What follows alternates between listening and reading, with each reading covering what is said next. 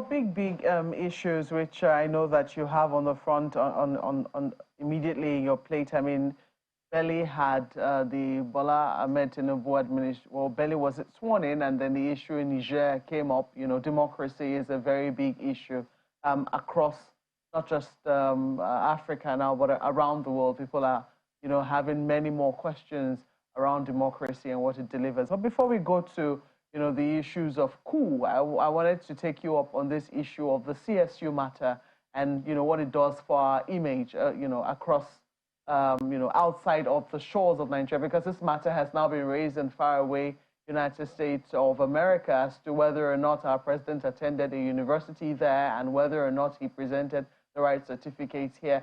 I mean, all of this, do they cast a shadow on some of the international engagements that the president has had? Oh, not at all.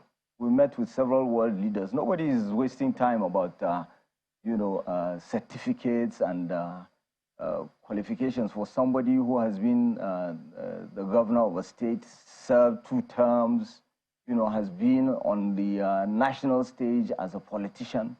You know, you remember the same, President Buhari had to go through the same thing, where people were actually questioning whether he went to secondary school or not. Someone who had classmates who was captain of his, whatever, he was head boy and all of that. So there's a tendency to always, you know, try to distract, to detain people on such, you know, frivolous issues, as opposed to facing the major issue of development. We don't have time to waste on that.